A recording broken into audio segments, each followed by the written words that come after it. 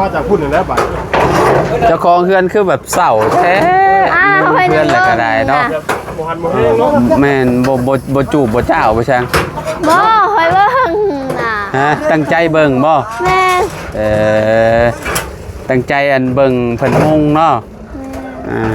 เมื่อวานนี่ก็เห็นย่างขึ้นมาเลาะอยู่มื้อใดเด้เราอะแลเฮือนเราสิได้มุงเราอะแลทั้งน้องเลี้ยงเพิ่นนี่พี่น้องเอ้ยเนาะแม่นบ่เลี้ยงเห็นย่างเลาะเวินอยู่แถวนี้นะพี่น้องเอ้ย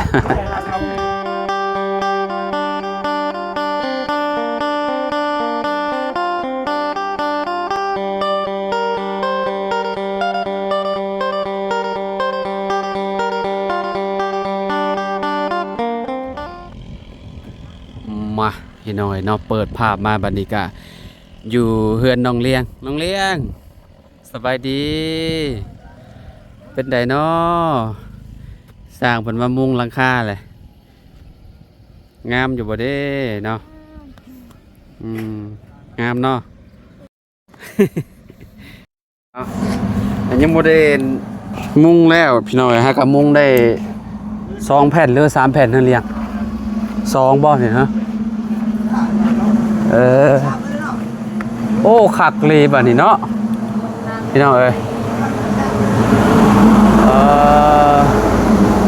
มาย่างเลาะเบิ่งนำกันพี่น้องเอ้ยเนาะก่อนอื่นก็สบายดีพ่อแม่พี่น้องอีกเทื่อหนึ่งเด้อพี่น้องเด้อเนาะมาพี่ละมันแยงหมูอยู่เทิงพี่จักสิได้ฮู้ว่ามันงามสำใดเนาะขึ้นมาเบิ่งอยู่เทิงแล้วบ่กินข้าวแล้วเลี้ยงข้าวเช้าแล้วบ่กินแล้วโอ้ขี้ดินคือเปิ่มแท้นี่ขี้ดินเปิ่มแห้งอะไรนี่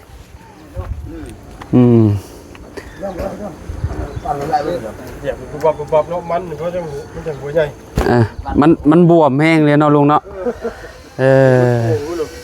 มันแบบหัวใหญ่หัวงามพี่น้องโดยสบายดีพี่น้องเลยเนาะโอ้ขอบคุณ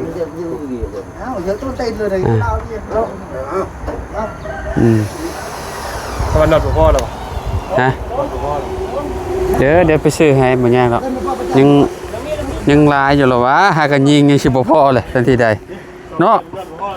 หากันยิง2แผ่นว่านอดบ่พอเลยเดี๋ยวให้ไปซื้อมาให้ดอกยิงไปก่อนผู้แล้วก็จะยิงให้ช็อตก่อนกันอันโ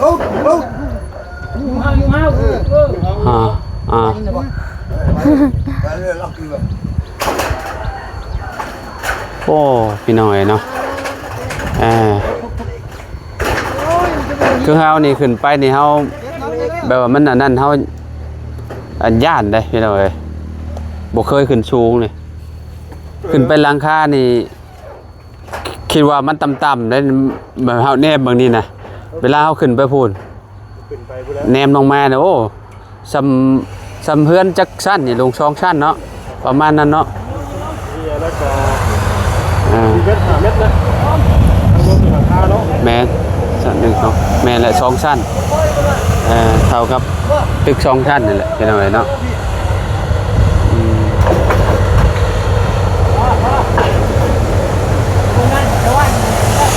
มุงแล้วก็สบายแล้วบัดนี้มีแต่ใส่วงกบบัดนี้พี่น้องไอ้เนาะอากาศมืดเนี่ยเราเปลี่ยนมุมก่อนมันยังมืดก็คือเนี่ยพออยู่ห้องงานเท่าเก่าไปบ้านสกรีนไปงานพูดเราไปเวียกไปให้ลูกสาวเบิ่งงานบ่เบิ่งสร้างมุงหลังคาเนาะแล้วขึ้นไปเบิ่งเทิงพอแล้วเนาะย่างเลาะเบิ่งเทิงผู้ลูกตัวนี้มันนั่นมันจะมืดๆนั่นนึงเนาะไม่ค่อยเห็นมุมกล่องมุมนู่นนี่อันบักถั่วปลูกปลาเมี่ยนเนาะโอ้ยดินเปิ่มขนาดเลยดินนี่ติดเกิบไปเลยดินนี่เนาะเปิ่มเปื้ออยู่โอ้ยพี่น้องเอ้ยเนาะเบิ่งเฮือนงามแต่บัดนี้ในตู้ก็มาเบิ่งสบายดีตู้มาเบิ่งเฮือนงามบ่งามแล้วฮอดเวลาแล้วเพิ่นมามุงแล้วเนาะ สบายแล้วบาดนี้เฮ็ดอีหยังก็ง่ายอยู่บาดนี้พี่น้องเอ้ยเนาะเดือนเช้าคงมีหักสร้างเพิ่นยังบ่มาเนาะมื้อนี้เนาะประมาณผลเช้าคักโหจักเพิ่นจังมาพี่น้องเอ้ยเดือนน้องเลี้ยงนี่สร้างว่าคะแนนผลจำได้จำหนึ่งบ่ย่านว่ะอันนั้นเลยมุงเลยพี่น้องเอ้ยคักบาดนี้เนาะ บ่เจดีย์กับ ฮะ เรียนง่ายๆเจดีย์เรียน มันสำคัญแต่ว่าเสามันอยู่น้ำเสาเด้เสามันใหญ่เด้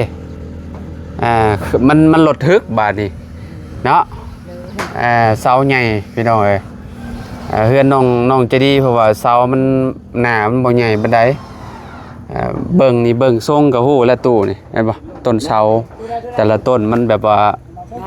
งามมันมีแต่ต้นใหญ่ๆเด้เนาะ ที่ลายแค่ไม้18น้อยๆเนาะ แม่นไม้มันพวกนี้ไม้เฮาซื้อมาเด้ช้ำไม้พวกมีช้ำนั้นไม้18ตอนกลาง โดยไม่ก็เจ้าปาดบางทีกับมันก็มีตัวใหญ่ตัวน้อยเด้ไปขึ้นไปเบิ่งอยู่เทิงก่อนตุ๊ไปโรงเรียน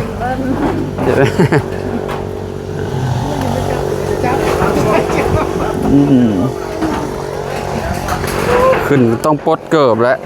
ขึ้นไปมันมีแต่ขี้ดินได้คันนี้บอกบ่ปลดเกิบจังเลยเนาะอ๋อตัวขี้ต้มขนาดเลยปลดเกิบขึ้นไปก่อนมันต้องปลดเกิบเลยบ่ได้แล้วบ่ปลดมีแต่ขี้ดินตัวพี่น้องเลยสังกะสีกระแนมแดดแต่สีหู้อยู่ดอกว่าสีมันเข้มข้นอันนี้มันคึบพี่น้องเลยเนาะเนี่ยสีมันใครแน่แต่มันแดงบ่แห้งมันแดงแบบว่าแดงซ้ำเนาะแดงเลือดนุกบ่เลือดหมูว่าแดงเลือดหมูเลือดนุกก็ได้เลือดยังก็สีแดงคือกันมันมวนแดงแบบสว่างแดงแบบว่าแดงแห้งกับมันถือว่ามันปิดปาดไปฮะนะ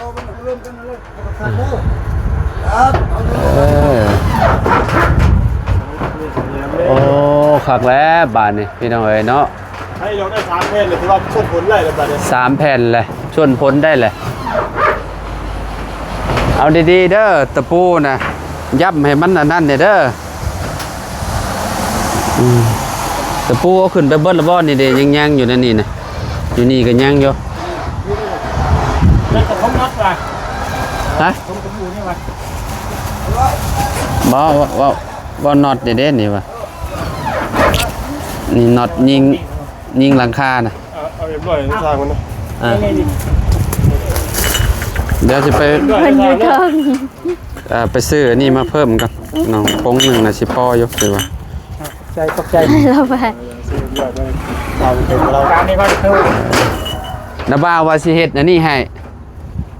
ระเบียงให้บ่นั่งนี่สิเฮ็ดมองนี่พี่น้องเอ้ยเนาะนี่นะเวลาลูกมายามเช้ามานั่งมองนี่นะลุงมานั่งเนาะแล้วก็แนมไปพุทธเบิ่งวิวไปพุทธเอาอยู่บ่เอาเอาอยู่เนาะดูบ่แม่นเฮ็ดฮะทางใดมุมนี่บ่มันถือบันไดเด้เพราะว่าเฮาขึ้นมามันก็ถือบันไดแหละมีเตะได้เยอะได้เยอะมันบ่คักดอกลูกเอามุมนี้รถมองเดียวนี่ไกลหันป้ายให้มันโล่งไปรถมาเวลาเฮาขึ้นมาแล้วมันสิเกะกะเฮาขึ้นมาแต่บันไดเด้อันนี้มันบ่ได้เกะกะหยังเด้เฮาสมมุติว่าลูกติ่งอยู่นี้เฮาก็เอายับออกมาหน่อยนึงซำนี้พอดีเฮาได้นั่งได้หยังคั่นน่ะคือเฮือนน้องน้ำมาเด้แบบนั้นนะมีอ้ายใหญ่เพิ่นดอกอ้ายใหญ่ทางผู้แลต่างประเทศเพิ่นว่าอยากให้เฮือนน้องเลี้ยงมีหม่องนั่งว่าซั่นหม่องระเบียงแน่ว่าซั่นมองเพิ่นนั่งลิ้นว่าซั่นเนาะแล้วว่าแบบเวลาเพิ่น ดักนั่งเย็นยามแรงๆนั่งอยู่นี่พี่น้องเนาะนั่งอยู่นี่ ตอนสร้างมันเรื่องการแล้วต่อเรื่องเล่นก็ได้ตอนสร้างมันอยู่แล้ว โดย มันกำลังเห็นว่าการดำเนินการต่อเลยกับ แมนมีแต่สิบอกให้เพิ่นเฮ็ดให้เลยเนาะ แต่ว่าเขาคนที่เนี่ยเขามาบอกคนที่ด้านหลังอย่าง เพราะว่า ถ้า ก็สิให้เพิ่นกินน้ำกินในหั่นแหละเพราะว่าเพิ่นเฮ็ดให้นี่เด้พี่น้องเอ้ย ตอนนั้นกันเหมือนว่า แม่นตัวนี้ใส่อันนั้นใส่ประตูใส่วงกบ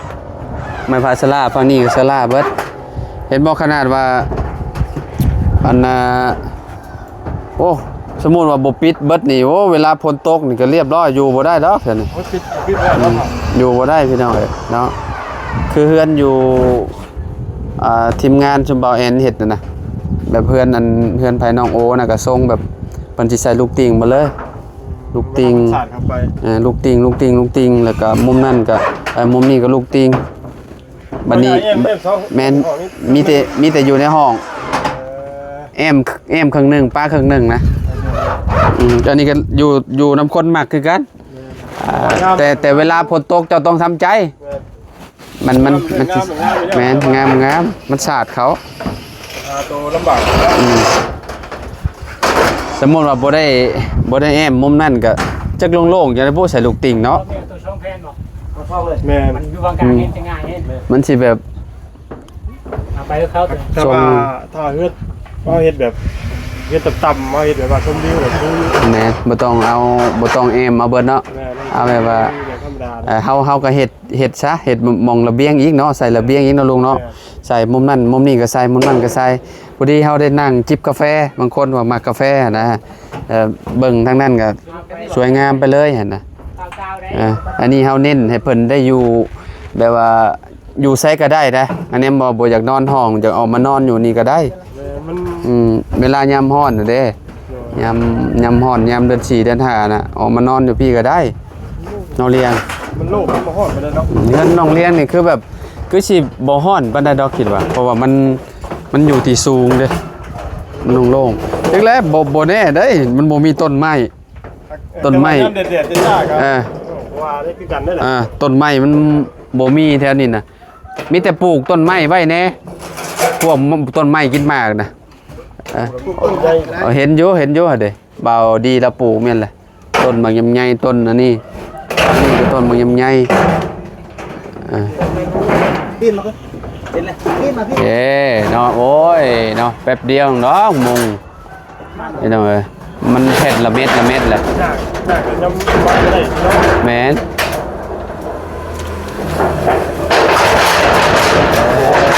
โอ้ยเนาะมุงช่วงนี้ก็โอเคอยู่เด้อยากฮู้ว่ามันเอาหัวมันได้ แล้วถ้ามันตกมาบ่บอกเลย เวลาฝนตกมาเฮาสิฮู้เลยว่าสร้างมุงแบบใดแต่ว่าเพิ่นจะดีก็ถือว่าโอเคอยู่บ่หัวปานใด มีหัวนะ บ่หัวเนาะลุงเนาะแต่ช่วงเฮือนตะกี้แต่ก่อนน่ะสร้างเพิ่นเฮ็ดเฮือนน้องเอ็ดน้องน้องหยังอีกน้องไส้เนาะ แม่น แล้วก็น้องหยังอีกลุงน้องปูนาที่สร้างแล้วเนาะเฮือน ตรงหน้าทางเลยเนาะ แมนเบิ้งเฮือนที่ว่าสร้างที่เฮาจ้างตอนนั้นน่ะสร้างทีมงานจ้างนี่เฮือนพ่อน้องเอสนี่กับน้องเอสเนาะหัวไปเลยแล้วก็เฮือนน้องไส้นี่ก็หัวแล้วก็เฮือนสาวปูป้าบ่น้องป้าก็หัวยาวมาเลยพี่น้องเนาะทรงก็ทรงโมเดิร์นแบบนี้เด้พี่น้องแต่ก็หัวเบิดเฮือนน้องไส้เกือบอยู่บ่ได้เนาะ โอ้บ่ทางหลังเลยนะ ใครแน่แต่บ่าวบุญโค้งเอายังมาอันนั้นน่ะ เอาคิดพูด ยินโคนมาอัดบนตะปูน่ะใครแน่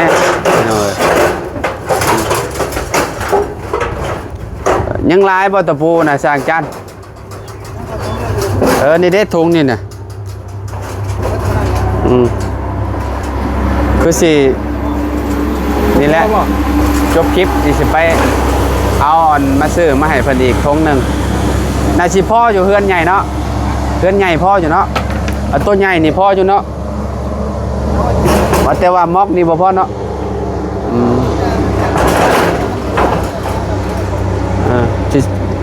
ว่าอันสิไปอันซื้อมาเพิ่มไหมบ่ ดีหลายเนาะ แม่น ความเหลือจากก็ต้องจะดีกัน แม่นเพราะว่าเอามาทงใหญ่เลยเด้นี่เด้มันหล่นลงมากับบักละลายเนี่ยมีแต่เก็บเอาขึ้นไปยิงเพิ่มอีกก็ได้ล่ะ รุ่มตารางกับเก็บหมอกนะรถเหยียบแล้วมันมีทั่ว แม่นล่ะบัดเลยเก็บเอาแหละเรียงบัดเลยเวลาเพิ่นมุงหลังคาบางทีเพิ่นเฮ็ดหล่นเด้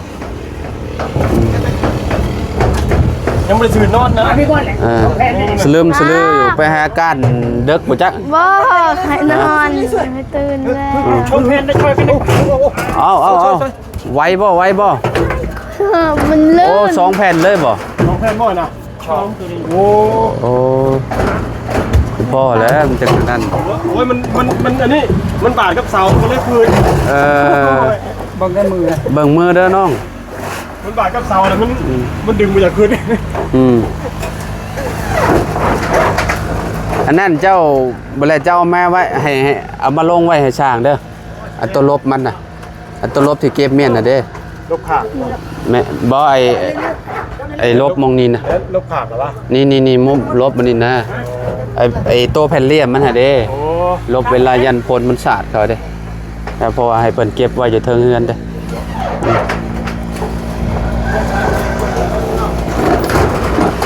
เนาะยิงเรือบ่หลายพี่น้อยใกล้แล้วใกล้สิแล้วแหละหลังใหญ่นี่ยังเหลืออยู่จักแผ่นลง4เนาะอยู่หั่นแผ่นนึงน่ะ ไปตัดคือไปตัดบ่ ฮะ ไปตัด ตัดแบบใด อ้าวเป็นแบบใหม่เลย เรือสาม แบบนี้ก็ได้ป่ะ บ่อยู่นี่2นี่3 สีเนาะ 4แม่น4แผ่น มาดูนี่สิบมาชนเลย บาดตกว่าวันนี้พยาธิอาจารย์ได้บาด ฮะ ไม่สดแล้ว ไปเฮ็ดเวียกสบายแล้วบัดนี้บ่ย่านดอกบัดนี้นั่งกินนั่งกินข้าวกินหยังสบายเลยนี่บัดนี้ คือว่าได้ซื้อ ใครได้ได้บาด เอา มาจากพุ่นแล้วบาด เจ้าของเฮือนคือแบบเศร้าแท้เพื่อนอะไรก็ได้เนาะ โมฮันโมเฮงเนาะ แม่นบ่จูบบ่เจ้าบ่ช่าง บ่คอยเบิ่งน่ะ ฮะตั้งใจเบิ่งบ่ แม่ ตั้งใจอันเบิ่งเพิ่นมุงเนาะเมื่อวานนี่ก็เห็นย่างขึ้นมาเลาะอยู่มื้อใดเด้เราอะแลเฮือนเราสิได้มุงเราอะแลทั้งน้องเลี้ยงพุ่นนี่พี่น้องเอ้ยเนาะแม่นบ่เลี้ยงเห็นย่างเลาะเวิร์นอยู่แถวนี้นะพี่น้องเอ้ย ไปถึงขนาดนี้เลยมันก็ได้มุ้งเลยนะ ยังได้ก็ได้มุงอยู่แล้วเนาะ จากมุ้งแล้วคุณมาลุกกันมาถึงเราไปเดี๋ยวเอาเนาะกับพี่น้องเลยมาพี่น้องเลยเนาะทางสร้างเพิ่นก็มุงได้4แผ่นแล้วพี่น้อยยังเหลืออยู่4บัดนี้เนาะใกล้สิแล้วแหละเนาะยังเหลือบ่ลายบันไดพี่น้อยเนาะย่านแต่พ้นมาว่าซั่นอันน่ะใส่ไฟฟ้าเด้อันโตนั่นแบตเบิดตัวนั้นได้แบตเบิดนะ อันตัวเจาะมันแหละสว่านนั่นแหละ สบายนี้ล่ะ ไปดิ เจ้าของเฮือนก็นอนยังบ่ตื่นซ้ำสบายดีเด้อเด้นอนยังบ่ตื่น ป้าคอยตื่นแล้ว เอาไม้นะบ่าว ปุ๊กเอาบ่นี่ ปลุกเอา จังว่า บ่หยอกเพิ่นไปก้านเขียดเด้พี่น้องเอ้ยเนาะเนาะ